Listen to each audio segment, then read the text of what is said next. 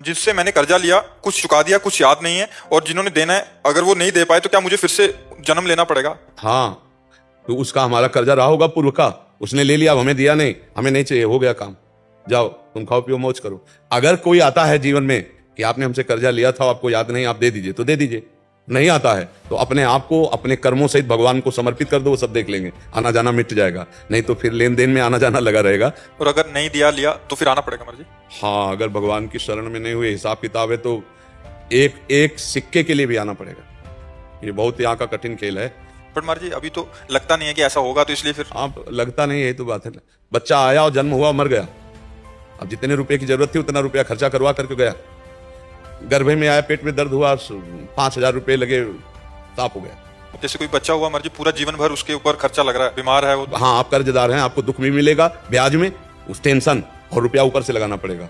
और एक होता है कि बाल्यावस्था से ही जीतना शुरू किया, छोटे छोटे मेडल लाना शुरू किया, और बड़ा बनता चला, खूब रुपया पैसा, सब सेवा, माता पिता की भगवान की तरह। पूर्व में हिसाब किताब है, पूरा हिसाब किताब तुम्हें सुख का दे रहा है। पूर्व में तुमने उसका लिया, पूरा हिसाब किताब दुख सहित वो तुमसे ले रहा है, और फिर तुम्हें सुख नहीं देगा। वो पूरे जीवन सुख उससे नहीं मिलने वाला, दुख ही दुख मिलेगा। हर चीज का यहाँ हिसाब किताब, चूंकि पूर्व का हम जानते नहीं ना, इसलिए हमें लगता है भगवान हमारे साथ ऐसा क्यों कर रहा है। इसलिए भगवान की शरण में हो जाओ, सब पूर्णता उसी में हो जाती है, भगवान की शरणागति से। शरीर छूटने के बाद तुमको कौन याद करेगा? किसको कौन याद करता है? बहुत बड़े बड़े हुए इतिहास में भरे पड़े हैं, कौन किसको याद करता है? जो जगत पिता है उस भगवान को तो याद करने के लिए कोई तैयार नहीं है। या हमको कौन याद करेगा?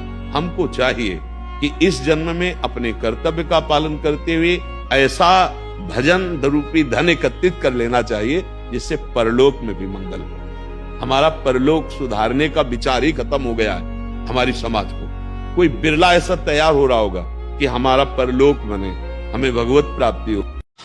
ये सो गया, ठाकुर जी प्रकट हुए और उनको जगाया। देखते ही देखते बोले, तुम क्या समझते हो हम बिना हाथ पैर के हैं? अरे हम भी पोशाक धारण कर सकते हैं। तुमने इच्छा कब की पोशाक धारण करवाने की? आज की देखो ना, सिंहासन पे देखो, तो देखते देखते, ऐसा नहीं कि पहले से विराजमान हो गए, देखते देखते शालिग्राम से राधा रमण जी प्रकट हुए। जो राधा रमण जी है किसी मूर्तिकार की रचना नहीं, देखते देखते राधा रमण के रूप में प्रकट हुए। अब तो पूरी रात वो आनंद में फूलते रहे। हमारे बड़े सुंदर राधा रमण जी, तुरंत सूचना पहुंचाए सेठ की, हमारे ठाकुर जी, बड़ा उत्सव हुआ, बड़ी जय जयकार हो चुकी, सकल शालिग्राम आवाज सुबह राधा रमण जी। इनके दर्शन का साक्षात मतलब समझो, साक्षात आप ठाकुर की कृपा का दर्शन कर रहे हैं। ये ठाकुर कृपा के, ये कृपा रूप है ठाकुर जी का।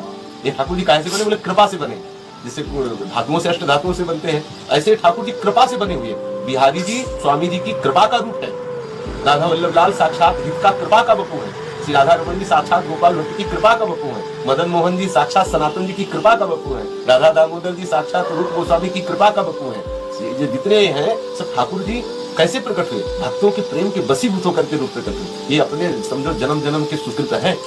एक बार जो राधा वल्लभ जी का दर्शन कर ले, बिहारी जी का दर्शन कर लेगा, वो कभी नरक नहीं जाएगा। एक बार वो चाहे जैसे दर्शन कर ले, ये कोई मूर्ति थोड़ी है, साक्षात ठाकुर जी है। बस ये है कि अगर हम उनके दर्शन करना चाहें और ललक के साथ करें तो फिर और सुख प्राप्त होना प्रारंभ हो जाए।